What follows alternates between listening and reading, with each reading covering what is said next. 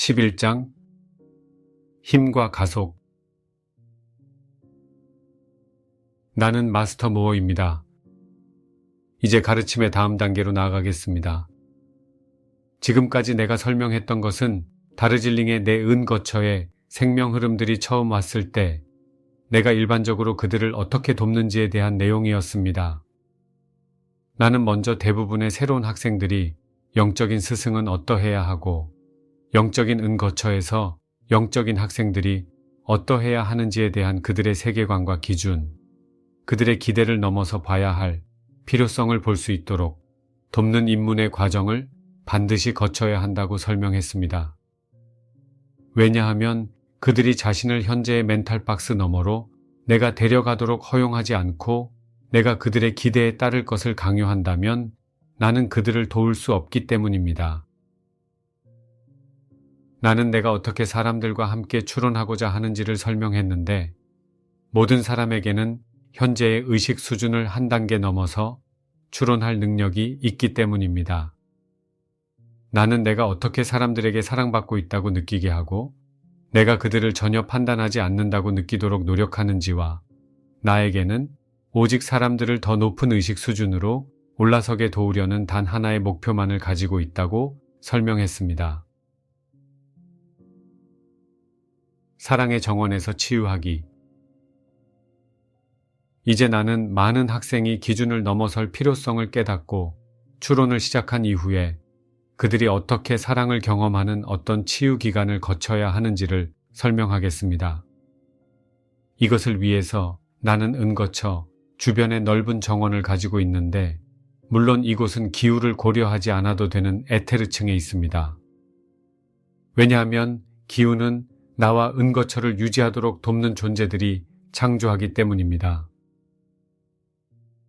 우리는 아름다운 꽃들이 잘 배열되어 있고 향기로운 식물들과 분수, 가을뿐만 아니라 새가 끊임없이 노래하는 아주 넓은 정원을 창조했습니다.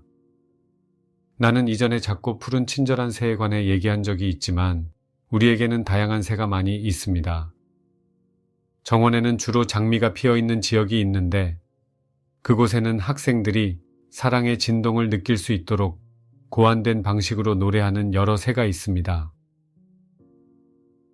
물론 여러분이 지구에서 알고 있는 장미는 사랑의 진동에 가장 가까운 향기를 지닌 꽃입니다.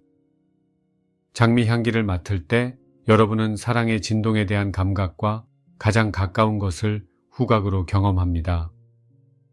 얼마 동안 내 은거처에 있었던 학생은 말 그대로 장미 향기를 맡을 시간이 옵니다. 따라서 많은 학생이 정원으로 가서 마음에 드는 장소를 찾은 후 그냥 앉아서 새들의 소리와 향기를 흡수합니다.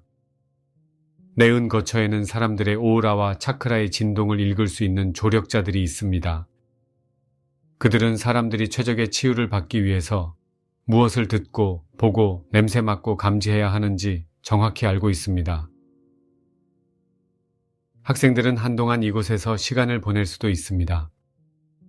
왜냐하면 여러분도 알다시피 진정한 사랑을 경험하기 전까지는 앞으로 나아가는 것이 전혀 의미가 없기 때문이며 내가 의미하는 사랑이란 조건을 초월한 사랑입니다. 이것은 여러분이 언제나 여러분에게 사랑을 표현하는 사람들에게 조건을 다는 것이 익숙한 지구에서 대개 사랑으로 경험하는 것을 넘어서는 사랑입니다. 여러분은 사랑을 얻어야만 하고 특정한 조건에 따라 살아야만 합니다. 하지만 진실로 궁극적인 치유는 조건 없는 사랑을 경험하는 데서 옵니다. 처음에 여러분은 나에게서 조건 없는 사랑을 경험할 수도 있지만 최종 목표는 여러분의 I am 현존에게서 그 사랑을 직접 경험하는 것이며 I am 현존은 여러분을 위한 조건 없는 사랑의 근원입니다. 당연히 이 사랑은 창조주의 사랑이며 창조주께서 모든 자각하는 확장에게 가지고 있는 사랑이기도 합니다. 따라서 우리가 그것을 만들어낼 수는 없습니다. 우리는 단지 조건 없는 사랑을 위한 열린 문이 될 수 있을 뿐이지만 그 조건 없는 사랑이 궁극적인 치유제입니다. 조건 없는 사랑을 거부하기. 지구상의 조건에 심하게 프로그램되어 내 은거처로 오는 사람들은 자신이 조건 없는 사랑을 받아들이기 어렵다는 사실을 발견합니다. 이것은 내게 상당한 도전입니다. 누군가가 가슴을 열어 실제로 사랑을 경험할 수 있기도 전에 사랑이 무엇인지, 그것이 어떻게 표현되어야 하는지, 어떻게 이런저런 기준에 따라 살아야 하는지에 대해 너무 많은 조건을 가지고 있다면 어떻게 그 사람이 사랑을 느끼도록 도와줄 수 있을까요? 지구를 살펴보면 여러분은 자신이 사랑을 받기 전에 조건에 맞게 살아야 한다고 생각하도록 어떻게 프로그램 되었는지를 알 수 있을 것입니다. 많은 학생은 이것을 신에게 투사하여 가장 많은 조건을 가진 존재가 신이라고 생각합니다. 왜냐하면 신의 사랑은 인간의 사랑보다 훨씬 더 특별하다고 여겨지므로 여러분이 인간에게서 사랑을 받기 위해 어떤 조건들에 따라 살아야 한다면 신의 우월한 사랑을 받기 위해서는 반드시 더욱더 엄격한 조건에 따라 살아야 한다고 생각합니다.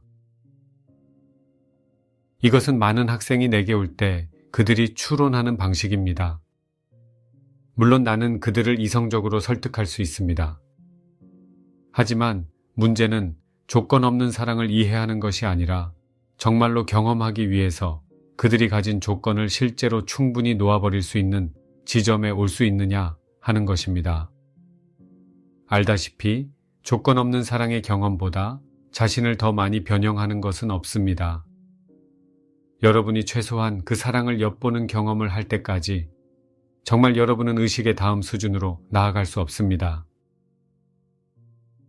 나는 48단계에서 여러분이 기준을 초월해야 할 필요성에 직면한다고 설명했습니다. 여러분은 어느 정도 기준을 넘어서 살펴볼 의지가 있어야만 49단계로 나아갈 수 있습니다. 이것은 모든 기준을 놓아버려야 한다는 의미가 아닙니다. 왜냐하면 일반적으로 여러분이 96단계에 도달하거나 어쩌면 그 이상에 이를 때까지도 모든 기준을 놓아버릴 수는 없기 때문입니다.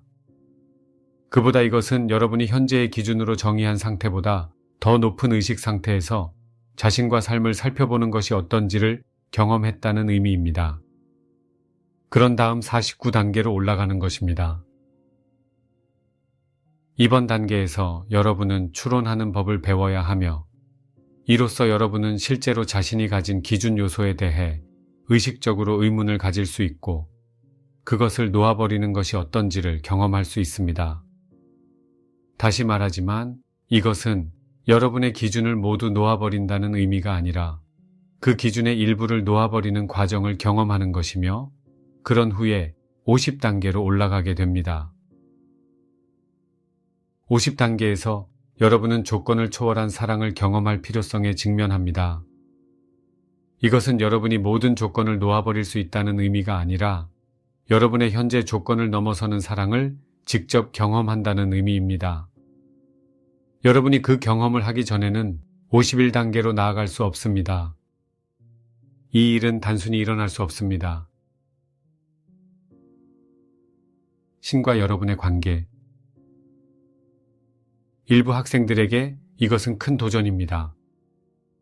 왜냐하면 이것은 여러분에게 신과의 관계, 신에 대한 관점을 다시 생각해 보라고 요구하기 때문입니다. 지구에는 신을 하늘에 있는 화내고 심판하는 존재로 묘사하는 오랜 관습이 있으며 여기서 오래라는 말은 인간 수명에 견주어 볼 때는 긴 시간이지만 지구에 지적인 생명체가 존재했던 때로부터 보면 확실히 긴 시간은 아닙니다. 오늘날 지구에는 이 기준에 의해 그리고 이것만이 오직 신에 대한 유일하고 참된 이미지이며 이것에 의문을 제기하면 신성 모독이라는 타락한 존재들의 투사로 인해 프로그램된 사람들이 많이 있습니다. 사랑하는 이들이여, 단순한 사실은 여러분은 신에 대한 자신의 이미지보다 더 높은 의식 수준으로 오를 수 없다는 것입니다. 여러분은 화내고 심판하는 신의 이미지를 가지고 내 은거처에 올 수 있습니다. 여러분은 처음 2단계를 나아갈 수는 있지만 화내고 분노하는 신의 이미지를 고수하고 내게 그 이미지를 투사하기를 고집한다면 50단계를 넘어서지 못할 것입니다. 여러분이 실수할 때 내가 여러분을 모질게 벌하는 화내고 심판하는 스승이 되기를 나에게 바란다면 말입니다. 사랑하는 이들이여, 많은 학생이 그 이상이 되고자 하는 사랑보다는 실수하는 것을 더 두려워하는 의식 상태를 지니고서 내 은 거처에 옵니다. 나는 기준에 대해 말했습니다. 기준의 본질은 하나는 선함이고 다른 하나는 악함이며 하나는 옳고 다른 하나는 잘못이라는 두 가지 극성을 정의하는 것입니다. 이것은 많은 사람이 자기 삶의 모든 측면과 자신의 의식, 자신의 느낌과 생각과 자신이 누구인지에 대한 생각을 평가하도록 프로그램되었던 방식입니다. 반드시 옳고 반드시 틀린 것이 있어야 한다는 말이 맞을까요? 아닙니다. 사랑하는 이들이여, 신의 실제 안에는 옳고 틀린 것이 없습니다. 이것은 분리의식, 반그리스도 의식에서 나온 이원적인 개념입니다. 여러분이 신에게 그 이미지를 계속 투사한다면 진정한 신을 결코 알 수 없을 것입니다.